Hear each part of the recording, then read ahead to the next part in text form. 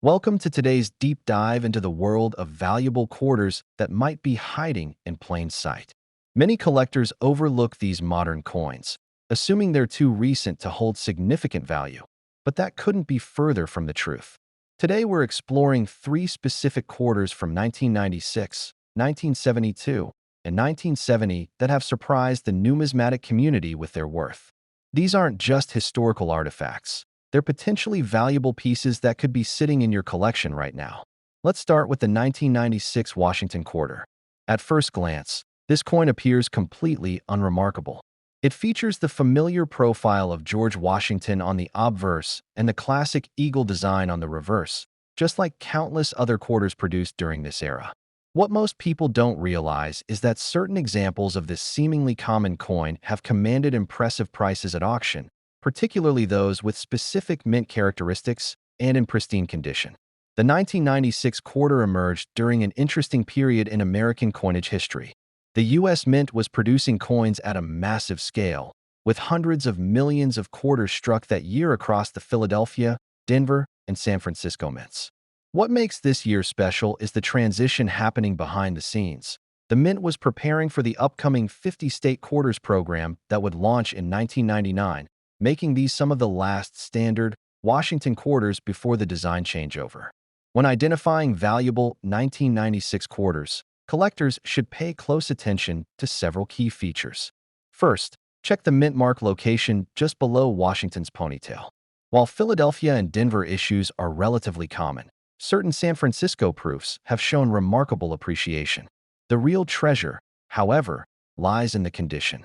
Most 1996 quarters entered circulation and show significant wear, but those preserved in mint state condition, particularly MS67 and above, have become increasingly scarce and valuable. The market value for these quarters varies dramatically based on condition. A circulated 1996 quarter is worth exactly 25 cents, while an average uncirculated example might fetch $1 to $2. However, top-grade specimens have sold for surprising amounts. In 2019, a 1996 P quarter graded MS68 by PCGS sold at auction for $2,880. Similarly, a 1996 D in the same grade commanded $2,400. These prices represent the extreme upper end, but even MS65 and MS66 examples can bring $30 to $75, which is substantial for a recent modern coin. What's particularly fascinating about the 1996 quarter is how it represents a turning point in collecting attitudes. For decades, collectors largely ignored modern coins, focusing instead on earlier American coinage. The rising value of top-grade examples from the 1990s has challenged this perspective, creating new opportunities for those who preserved coins when others didn't see their potential. Some collectors now specifically search for high-grade modern coins, believing they represent the future of numismatic value. Condition plays an absolutely critical role in determining value for these quarters. The difference between a coin graded MS65 and one graded MS68 can be thousands of dollars, despite what might appear to be minor differences to the untrained eye. Collectors should look for coins with full mint luster, no contact marks, and strong strike details. Particularly valuable are those with frosty, white surfaces free from toning, though some attractively toned examples have also commanded premiums. For those who might have saved original mint sets or proof sets from 1996, now might be the perfect time to examine their condition and consider having them professionally graded. Now we come to the final coin in our trio of potentially valuable modern quarters, the 1970 Washington quarter. While the 1996 quarter taught us about the power of top-grade condition and the 1972 showed us the importance of design varieties, the 1970 offers a completely different path to significant value, one born not from wear or design change, but from a fascinating and highly sought-after mint error. This is the coin that proves sometimes the most valuable treasures are the ones that were never supposed to exist in the first place. The story of the 1970 quarter begins with the standard production process. The Philadelphia and Denver mints churned out hundreds of millions of quarters for circulation that year, featuring the familiar Washington obverse and the heraldic eagle reverse. However, over at the San Francisco Mint, something extraordinary happened. The San Francisco Mint primarily produced proof coins for collectors in special sets. These proof coins were meticulously struck on polished dies using specially prepared planchets, and crucially, they bore an S mint mark to signify their origin. In 1970, a small number of proof quarter dies were sent into production without the S mint mark being punched into the die. The result? A small batch of proof quarters struck at San Francisco, but missing their identifying mint mark. These weren't intended for circulation. They were errors that somehow slipped through the strict quality control at the Mint and ended up packaged in the 1970s proof sets that collectors eagerly purchased. It wasn't until years later that sharp-eyed collectors discovered these no-S proofs hiding in plain sight within the very sets designed for them. Identifying a valuable 1970 quarter hinges entirely on recognizing this specific error. First and foremost, you need a proof coin. Proof coins have distinct characteristics, exceptionally sharp details, mirrored fields that create a cameo contrast against frosted design elements, and are typically found in the original government packaging of a proof set. The critical feature is the absence of the S mint mark. On a regular San Francisco proof quarter, you'll find a small S located just below Washington's ponytail on the obverse. On the ultra-rare no S proof, that space is completely blank. It's crucial to distinguish this from a regular Philadelphia, no mint mark, or Denver, D mint mark, circulation strike. Those are common and worth face value. The valuable coin is a proof coin without the expected S mint mark. It's a subtle but vital difference. The market value for the 1970 no S proof quarter is nothing short of staggering, reflecting its extreme rarity. Only a handful are known to exist. Estimates range from a few dozen to perhaps a couple hundred at most. This makes it one of the rarest modern U.S. coins.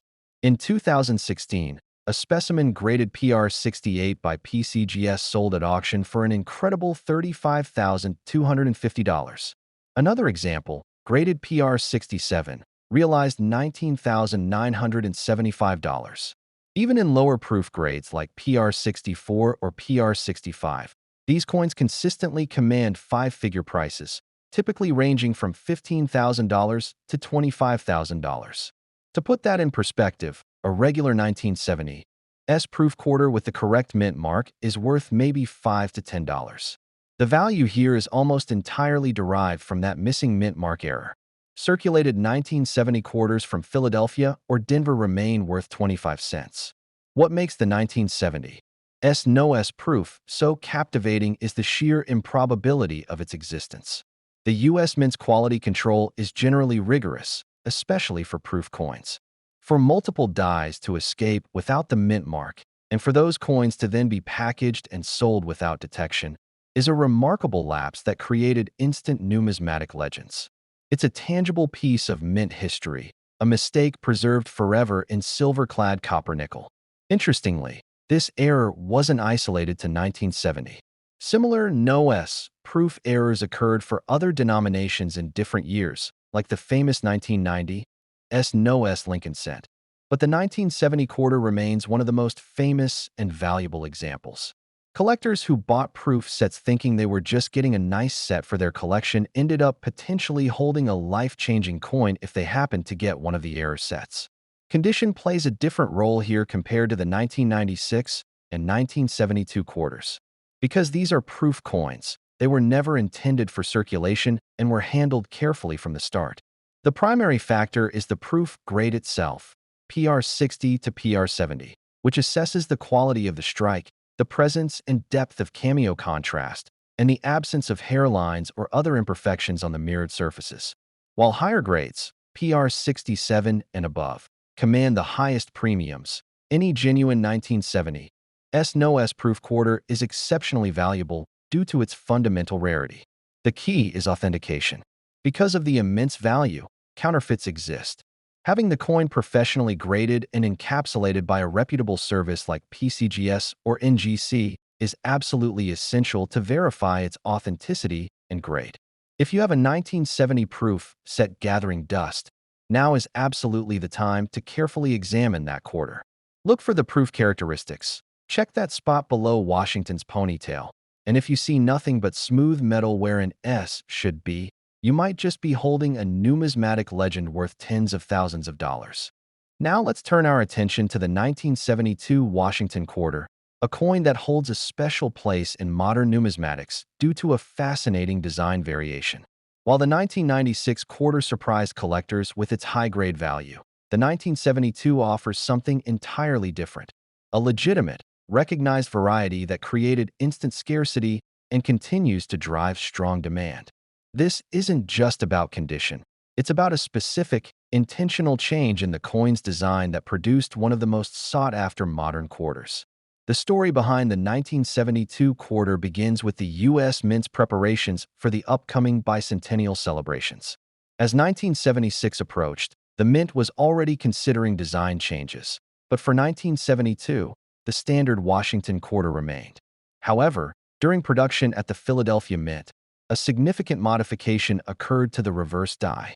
The original design, known as Type 1, featured a lower relief eagle with less detailed feathers. Midway through the year, the Mint introduced a new reverse die, the Type 2, showcasing a higher relief eagle with significantly sharper, more defined feather details, particularly on the eagle's breast and wings. This wasn't an error, it was a deliberate design enhancement.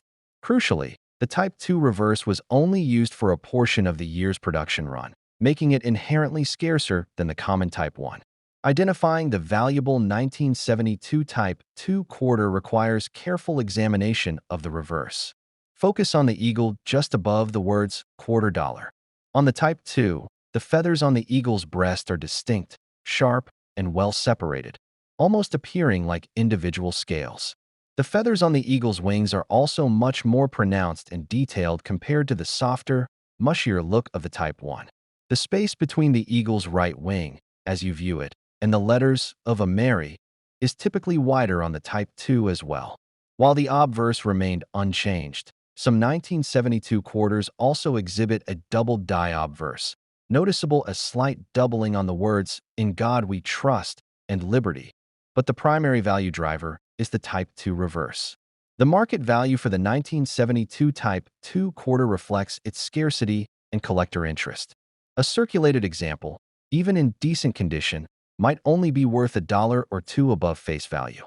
However, the value escalates dramatically with uncirculated grades. An MS-63 example can fetch $15 to $25, while an MS-65 might command $75 to $125. The real excitement comes with higher grades. In 2021, a 1972 Type 2 quarter graded MS-67 by PCGS sold at auction for an astonishing $14,400. Even MS-66 examples regularly sell for $300 to $600, a significant premium for a coin produced over 50 years ago. The common Type 1 variety, by contrast, is worth little more than face value unless in pristine MS-67 or better condition. What makes the 1972 Type 2 particularly intriguing is how it demonstrates that rarity isn't always about age or low mintage figures. The Philadelphia Mint produced hundreds of millions of quarters in 1972, yet this specific design variety, produced for only a few months, became highly collectible. It highlights the importance of die varieties in modern numismatics. An interesting footnote is that the Type 2 reverse design was essentially a refinement that previewed the even more detailed eagle that would appear on the bicentennial quarters just a few years later. Collectors who discovered this variety early on, recognizing the distinct reverse details, were well positioned as interest grew. Condition, as always, plays a massive role. Finding a Type 2 in mint state is challenging because many entered circulation before collectors realized the significance of the variety. Look for coins with full, original mint luster, no distracting marks or hairlines, and sharp strike details throughout, especially on the critical reverse eagle. The difference between an MS-65 and an MS-67 can be thousands of dollars, so preservation is paramount. If you have a 1972 quarter from a mint set or an old collection, take a close look at that reverse. You might be holding a coin worth far more than you ever imagined.